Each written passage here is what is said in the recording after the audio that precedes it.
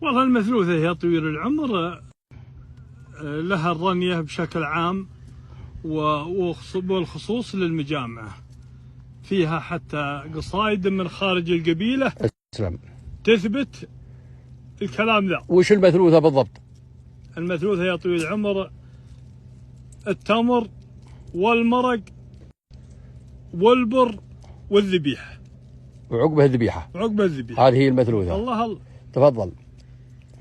فيه قصيدة يا طويل العمر المقبول بن أهريس أسلم شيخ الشلاوة كفو. يقول فيها أن رفت لهم ذبح له ابن عم له والحاش عنهم جلا يعني وجلا يم الرمية.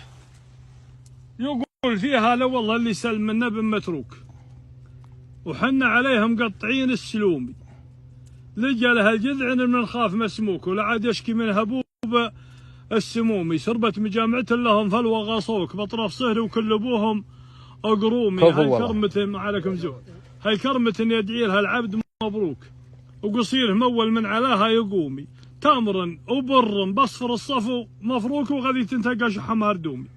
وهذا هو حتى موصف المثلوثة هو بنفسه في قصيد. أسلم وسلامتك. ومن قال سالم. فيه بعد قصيدة ثانية؟ فيه قصايد واجد. أسلم. فيه قصيدة ابن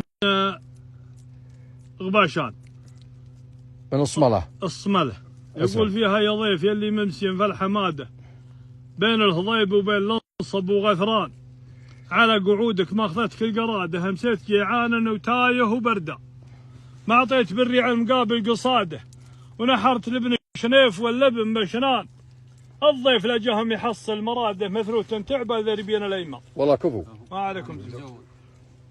صح الله لسانك وبيض الله وجهك ووجه من يسمع. وفي قصايد واجد ولكن هذا اللي تحضرنا منها قصايد من خارج القبيل. ما قصرت بيض الله وجهك ووجه سامع. من يقول